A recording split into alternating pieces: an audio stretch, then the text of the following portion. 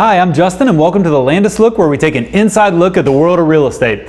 Today we're going to talk about one of my personal biggest problems with real estate, and I bet this might be one of your biggest problems too, and that's that I have champagne taste and a beer budget. I don't know if any of y'all out there are like me, but you definitely want nicer than what you either can afford or should afford. And as I've seen this with so many folks over the years, almost everyone, whatever their budget is, the house they want is one level up in the budget. So what do you do when this is the case? What do you do when you have a champagne taste and a beer budget and you're feeling, as you start to look at houses either online or in person, you're feeling disappointment or frustration or bitterness, and you're thinking, man, what should I do? Should I spend more even though I really can't afford it or shouldn't afford it, or should I settle for something that doesn't seem to be what I want? Well, this makes me think of lots of stories because, like I said, this is a really common situation, and a lot of them have a similar theme. And so let me tell you one about some clients who they wanted to be in a premium neighborhood in Atlanta. And I mean, who wouldn't want to be in a premium neighborhood? They wanted to be in the Virginia Highlands, and the thing that they loved about the Highlands was the walkability, and that was one of their things that was just really, really important to them. But the Highlands is not the cheapest neighborhood in Atlanta, and what they could afford was not great. It didn't hit the other priorities that they had on their wish list. So we looked at some houses in some other locations, and they eventually ended up buying a house in a different neighborhood that was less expensive, but was walkable. That was a long time ago. They have since loved that first house, sold it and made a great profit, loved the neighborhood so much that even though then they could have moved into the Highlands, they stayed in the neighborhood that they bought in and are still in that neighborhood. And I've found that that happens a lot of times, that once you buy something, you end up loving it even if it wasn't the champagne that you initially thought that you wanted.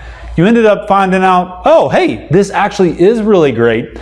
And the thing that I've realized that makes it great for people is when you do this. So here's the tip for how to deal with the champagne taste and the beer budget. What you have to do is you have to figure out what are your top 2 or 3 priorities. You have to have a lens through which you're making your decision to figure out what you should buy. And so to get those top priorities, you may want 20 things, 10, 20, 30, 40 things in a house, but all of them are not equal. So in the case of that story where the folks wanted to be in the Highlands, their number one thing was walkability. Well, the Highlands isn't the only neighborhood in Atlanta that is walkable.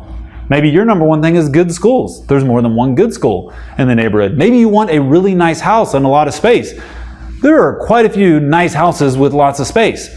Maybe you need an in-law suite. Maybe you want a big backyard. None of those things, if that's your top priority, and maybe you add this to the top 2 or 3 priorities, none of those things exist only in one singular house or one singular neighborhood. And so when you figure out, hey, what are my top 2 or 3 priorities? Can I get those on my budget? And almost always you can. Then you end up loving the place that you buy. A lot of times you end up loving a neighborhood that you didn't know, or love a house that you didn't think was initially going to be what you were going for, and you don't overspend. Because here's what I want to say about it on the flip side. If you overspend and go for that champagne, man, that is a tough place to be, because then you end up being house poor. If anything goes wrong, if the value of the house goes down, anything goes wrong in your financial world, it puts so much stress on you, and it's hard to even enjoy the house that you ended up going ahead and spending more on. So take my advice, figure out your top 2 or 3 things, prioritize around that, and don't splurge for the champagne if you really should be buying the beer. Thanks for listening. If you enjoyed this, please share it with some friends, and we'll see you again next week.